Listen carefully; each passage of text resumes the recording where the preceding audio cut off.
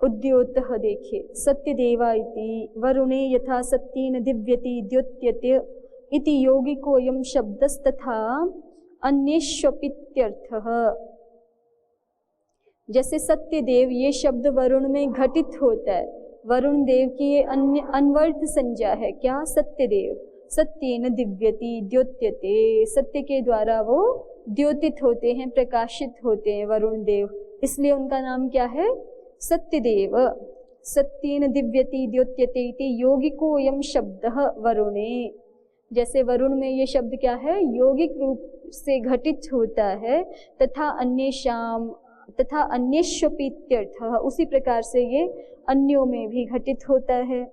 यस्येति, यस्य ते सप्त सिंधवः, भाष्य में है ना, यस्य ते सप्त सिंधवः, तो यस्य के लिए कह रहे हैं पंचमी स्थाने षष्ठी, ये पंचमी के अर्थ में षष्ठी कर दी है,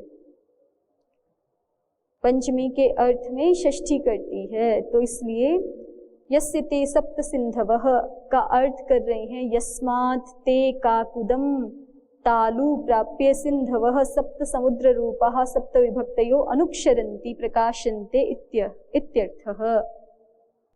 प्रदीपकार ने भी थोड़े सरल रूप में इसी को कहा था। देखिए, यस्य का अर्थ यतः कर दिया था ना, यतः हेतोः, जिस हेतु से आप सत्यदेव हैं, ऐसा अर्थ किया था। वैसे ही उद्योतकार भी स्पष्ट कर रहे हैं कि यहाँ पर यस्य का अर्थ पंचमी वाला रहेगा। भले ही प्रयोग हमें यस्य दिख रहा है, फिर भी उसका अर्थ क्या है? यस्माद्। यस्माद् माने जिस हेतु से, जिस कारण से। क्यों हैं आप सत्यदेव? सुदेवो असि वरुण, हे वरुण देव आप सुदेव हैं, सत्यदेव हैं। ठीक है, सुदेव को भाष्यकार ने भी, व्याख्याकारों ने भी सत्यदेव ऐसा कहा है सुदेव को। तो हे वरुण आप सत्यदेव हैं, सुदेव हैं। क्यों हैं? तो उसका हेतु आगे कहा जा रहा है, यस्य ते सप्त सिंधवः।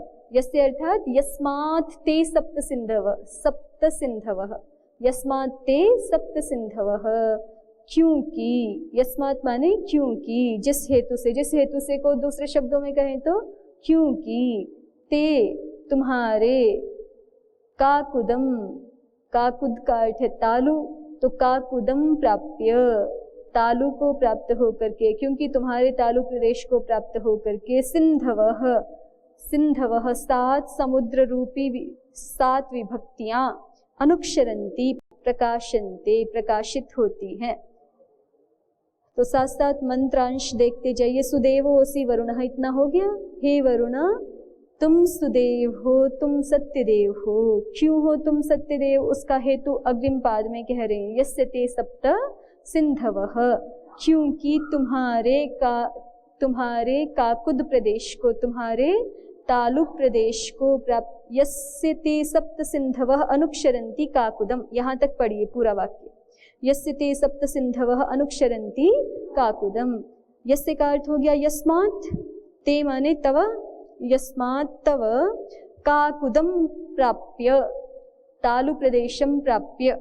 ठीक है, क्योंकि तुम्हारे काकुद प्रदेश को, तालु प्रदेश को प्राप्त करके, सप्त सिंधवः अनुक्षरन्ति, सात सिंधु अनुक्षरित होते हैं, सात सिंधु बहते हैं। सात सिंधु बहते हैं, कौन से सात सिंधु? तो उसको स्पष्ट कर रहे हैं। भाष्यकार ने भी कहा है सात सिंधु क्या है? सप्त विभक्तयः, वही अर्थ व्याख्याकार भी कर रहे हैं। यस्मात् ते काकुदम तालु प्राप्य सिंधवः सप्त समुद्र रूपाः सप्त विभक्तयः, सात समुद्र रूप जो सात विभक्तियां हैं वो अनुक्षरन्ति, अनुक्षरन्ति अर्थात प्रकाशन्ते प्रकाशित होती हैं। हे वरुण आप सत्यदेव हो, तुम सत्यदेव हो, क्योंकि तुम्हारे काकुद प्रदेश को, तालु प्रदेश को प्राप्त करके सात समुद्र रूप जो सात विभक्तियां हैं वो अनुक्षरित होती हैं, प्रकाशित होती हैं। आगे देखिए, अनेकार्थत्वादिति। आगे काकुद का अर्थ तालु किया है ना, काकुद का अर्थ तालु कैसे कर दिया उसको भाष्यकार ने दिखाया भी है। काकुहु जिह्वा, काकु का अर्थ होता है जिह्वा, और आगे उद शब्द का प्रयोग हो रहा है ना, तो सा अस्मिन उद्यत इति, काकुः अस्मिन् उद्यते, काकुः माने जिह्वा, तो काकुः अस्मिन् उद्यते इति काकुदम, ये सिद्धि कर रहे हैं सीधे सीधे। काकुः अस्मिन् उद्यते इति काकुदम माने जिह्वा अस्मिन् उद्यते इति काकुदम। ठीक, और इसी व्युत्पत्ति के अनुसार टालु प्रदेश ये अर्थ काकुद शब्द का ले रहे हैं। तो उद्यते पे प्रदीपकार ने कहा था अनेकार्थत्वात् धातूनाम उत्क्षिप्यते इत्यर्थः, धातुएं अनेक अर्थ की होती हैं। ठीक है, तो इसलिए उद्यते का अर्थ हम यहाँ पे क्या ले रहे हैं, उत्क्षिप्यते। उद्योग देखिए, वदेर अधिकरणे घयर्थे इति कह, ये जो उद्यते शब्द बना है ना, काकुदम, काकुदम जो शब्द बना है वहां के लिए दिखा रहे हैं कि काकु अस्मिन् उद्यते, ये विवक्षा की है हमने, तो काकु शब्द रहेगा उपपद में, और उत्पूर्वक वद धातु है, काकु सु उदपूर्वक वद धातु, और उस वद धातु से घयर्थे कह, इस वार्तिक घयर्थे क विधानम वार्तिक है ना आपका एक, 3-3 में जहाँ घय प्रत्यय का प्रकरण है वहां पर एक वार्तिक क्या पढ़ा हुआ है, घयर्थे क विधानम। तो घयर्थ में क का भी विधान होता है, वही क प्रत्यय यहाँ किया जा रहा है। तो स्थिति हो गई काकु सु उद वद और क, वद धातु से जब क प्रत्यय किया है तो यहाँ पर फिर क प्रत्यय के परे रहते वद को संप्रसारण हो गया है, वद को संप्रसारण होकर के क्या बन जाएगा, उद बन जाएगा ना। तो काकु और उद, लेकिन चलो इतना तो पहुंचे, काकु उद उद, उद उपसर्ग भी है पहले से, क्योंकि उद्यते से पता चल रहा है ना कि उद उपसर्ग भी है। सास्मिन उद्यते, तो उत्पूर्वक वद लिया है। अब समस्या ये आ गई कि काकु उद उद, यहाँ पर नहीं, उद उपसर्ग नहीं लेना पड़ेगा इनको, नहीं तो शब्द रूप नहीं बन पाएगा, सीधे वद धातु से करें। काकु अस्मिन उद्यते, इस अर्थ में काकु सु वद क, इतना ही करें। अब जो है वो संप्रसारण करके उदक, ऐसा हो गया। क प्रत्यय का तो एक ही शेष, अ ही शेष रहता है, ठीक है ना। तो काकु उद ऐसा रहा। अब यहाँ पे समस्या ये आ रही है कि अब अकह सवर्ण दीर्घ कर ले तो काकूद, काकूद ऐसा बनेगा, दीर्घ हो जाएगा। तो उसको दीर्घ ना हो उसके लिए पर रूप चाहिए, तो वो दिखाया शकंधुवत पर रूपम। शकंधु शब्द बनाते हैं ना, जैसे शक और अंधु दो होते हैं, तो यदि सही सही अकह सवर्ण दीर्घ हो तो शकांधु रूप बनना चाहिए ना। शकांधु ना बन के क्या हो जाता है, शकंधु। तो जैसे वहां पे पर रूप हो जाता है प्रिशोदरादित्वाद वैकस्य उकारस्य लोपः। तो कह रहे हैं कि या तो शकंधुवत पर रूपम, ऐसा समझिए, ये वार्तिक ही है आपका एक, स्कंध्वादिश पर रूपस्य उपसंख्यानम कर्तव्यम, ऐसा करके। तो उस वार्तिक से या तो क्या कर लो, पर रूप कर लो, या तो प्रिशोदरादित्वाद व एकस्य उकारस्य लोपः, या फिर एक उकार का, या तो काकु शब्द के उकार का, या तो वद को संप्रसारण करके जो उद हो गया है उसका किसी एक उकार का लोप करो, प्रिशोदरादित्वाद, तब क्या बन पाएगा, काकुद शब्द बन पाएगा। काकु अस्मिन् उद्यत इति। चलिए आगे। नुदेर्वाधिकरणे कह प्रिशोदरादित्वान्नुलोपः, या फिर कह रहे हैं कि अस्मिन्नुद्यते, अस्मिन्नुद्यते काकुः जिह्वा सा अस्मिन्नुद्यते, तो इस काकुदम शब्द को हम नुद धातु से भी बना सकते। अस्मिन्नुद्यते ऐसा अलग शब्द माने, अभी तो हम क्या मान रहे थे, अस्मिन् और उद्यते मान रहे थे और नुटागम मान रहे थे, उसके कारण दो नकार सुनाई पड़ रहे हैं, ऐसा समझ रहे थे। अस्मिन् और उद्यते ऐसा अलग अलग है, लेकिन नुट आगम हो रखा है, गमोष सदचि गमुण नित्यम, इसलिए दो नकार सुनाई पड़ रही। अस्मिन नुद्यते ऐसा मान रहे थे, ठीक है। अब कोई दूसरे व्याख्याकार कहते हैं कि नहीं, ये उद्यते शब्द नहीं है, ये है ही क्या, ये क्या है, नुद्यते ही है। नुद्यते नुद धातु से, नुद प्रेरणे भी तो धातु है ना आपका एक, उससे बना हुआ ये नुद प्रेरणे से बना हुआ नुद्यते ऐसा शब्द है। तो अब ऐसा शब्द है तो किसी आगम की तो आवश्यकता है नहीं, लेकिन फिर काकुद शब्द कैसे बनाएंगे इस विवक्षा में, काकु जिफासा अस्मिन् उद्यते, क्योंकि अब स्थिति क्या हो गई, काकु सु नुद क ऐसे रहेगा ना, काकु सु नुद क ऐसा रहेगा। तो नुद को चलो नुद हो जाएगा और क का अ ही शेष रहेगा। गुणादि जो पुगंत लघु पदस्य से प्राप्त होंगे वो भी किंगिति च से निषेध हो जाएंगे। लेकिन काकु नुद ऐसा शब्द रहा, जबकि चाहिए क्या है हमें, काकुद ऐसा शब्द चाहिए, जबकि हो गया क्या, काकु नुद नहीं बना। नुद धातु है ना, और आगे क प्रत्यय है, क का अ ही शेष रहेगा, गुण आदि कुछ होंगे नहीं, और न को न हो ही जाता है, नो नह, तो फिर क्या बन गया, नुद। तो काकु नुद, प्रक्रिया तो वही है ना पूर्ववत, काकु जिह्वा सा अस्मिन् नुद्यत इति। तो उसके अनुसार काकु जस नुद सु ऐसा रखा था ना हमने, उसके अनुसार अब क्या नहीं, काकु सु नुद क, पहले तो क रखेंगे फिर सु तो बाद में लेके आएंगे, या अम जो भी हमें चाहिए, सु अम वो बाद में लेके आएंगे। तो इस प्रक्रिया में काकु सु नुद क, इस प्रक्रिया में कह रहे हैं कि नुद क, ये उत्तर वाले भाग में नुद शब्द बनेगा क प्रत्यय करके, है ना। तो काकु नुद ऐसा बनने लग जाएगा, चाहिए क्या था, काकुद। तो उसको कह रहे हैं त्रिशोदरादित्वा नुल्लोपः, कि ये उत्तर वाले भाग में जो नुद बना था ना, उसके नु भाग का लोप कर दो। तो काकु है ही पूर्व पद में और इसका द मात्र बचेगा, तो क्या बन जाएगा, काकुद। ये एक प्रक्रिया दिखा रहे हैं। आगे देखिए, सुरमिम, सुरमिम अर्थात शोभनम, शोभनाम अयः प्रतिमाम, सुउर्मिम ऐसा है ये, सूर्मिम शोभनाम प्रतिमाम, कीदृशीम शोभनाम प्रतिमाम, शोभनाम अयः प्रतिमाम, अयः माने लोहे की प्रतिमा है वो, ठीक है।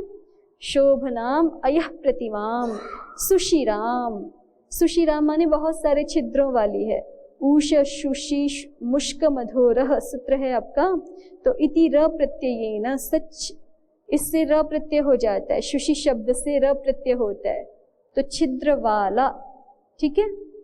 छिद्र वाले को क्या कहते हैं, शुशिर। तो ये प्रतिमा स्त्रीलिंग शब्द है, सूर्मिम, तो उसके अनुसार ही सुशिराम ऐसा प्रयोग हो रहा है। सच्छिद्राम प्रविश्य अग्निर्यथा तत्प्रत्यम मलम भस्मीकृत्य प्रतिमाम शुद्धाम करोति। कह रहे हैं कि कोई सच्छिद्र प्रतिमा हो तो उसमें प्रवेश करके जैसे अग्नि उसके मल को भस्म कर देती है। अग्नि का ये गुण है ना, वो खोट को नष्ट कर देती है। जैसे स्वर्ण को तपाते हैं तो कांचन हो जाता है ना, वैसे ही लोहे को जब तपाते हैं तो उसके जो विकार होते हैं वो दहन कर दिए जाते हैं अग्नि के एक विशेष तापमान के द्वारा। सच्छिद्राम प्रविश्याग्निर्यथा तत्प्रत्यम मलम भस्मीकृत्य प्रतिमां शुद्धां करोति। सच्छिद्र छिद्र सहित प्रतिमा में प्रवेश करके अग्नि जैसे वहाँ के मल को भस्म करके प्रतिमा को शुद्ध कर देती है। एवं तालु प्रदेशे प्रकाशम प्राप्य विभक्तयः विभक्त्यन्ताः शब्दाः शारीरम पापम अपाकुर्वन्तीत्यर्थ। इसी प्रकार से तालु देश में प्रकाश को प्राप्त करके विभक्त्यंत शब्द शरीर के पाप को दूर कर देते हैं। तालु देशे प्रकाशम प्राप्य विभक्तयः विभक्त्यन्ताः शब्दाः शारीरम पापम अपाकुर्वन्तीत्यर्थ। अनेन स्वर्ग प्राप्ति फलम इत्युक्तम। साधु शब्दों का जो प्रयोग है, प्रकाश है, वो शारीर पाप को भी नष्ट करता है। अनेन स्वर्ग प्राप्ति फलम इति उक्तम। तो इस प्रकार से यहाँ पर व्याकरण शास्त्र के द्वारा स्वर्ग प्राप्ति रूप फल को कहा गया है। मूल फिर से देख लीजिए एक बार। सुदेवोऽसि वरुण यस्य ते सप्त सिंधवः अनुक्षरन्ति काकुदं सूर्म्यं शुशिरामिव। सुदेवोऽसि वरुण अर्थात हे वरुण तुम सत्यदेवोऽसि, हो गया इतना अर्थ। फिर आगे यस्य ते सप्त सिंधवः, तो सप्त सिंधवः का अर्थ हो गया सप्त विभक्तयः। अनुक्षरन्ति काकुदम, इसमें पहले काकुद का अर्थ बताते हैं, तो कहा काकुदम तालु। अब काकुदम का अर्थ तालु कैसे हो गया, कोई पूछे तो उसकी व्युत्पत्ति दिखा दी है। काकुहु जिह्वा सा अस्मिन् उद्यत इति काकुदम, और व्याख्याकारों ने दोनों प्रकार से दिखा दिया है ना।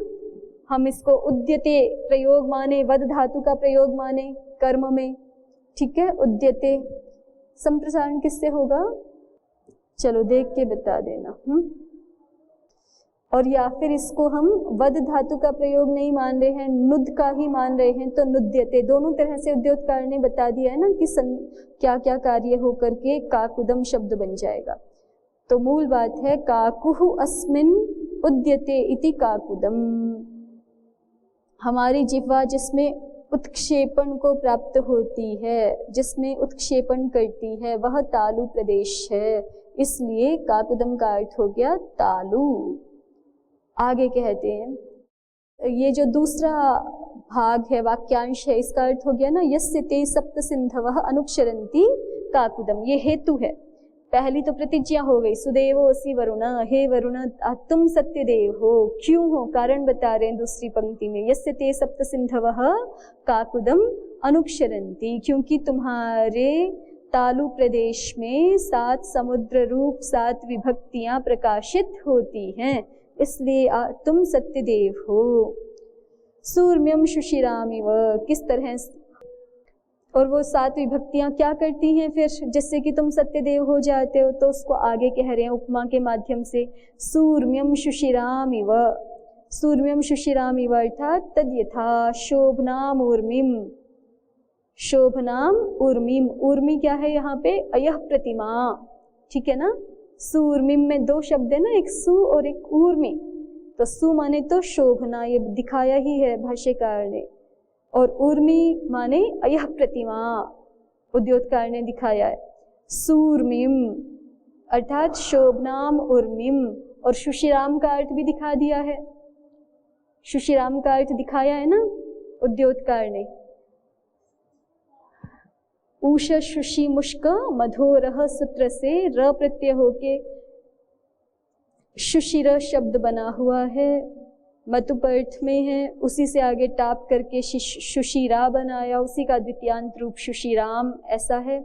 शुशिराम अर्थात छिद्र युक्ताम, क्योंकि शुशि का अर्थ क्या है, छिद्र, तो शुशिरा माने छिद्र वाली वस्तु। शुशिरा ऊर्मी, छिद्र वाली अयः प्रतिमा, ठीक है।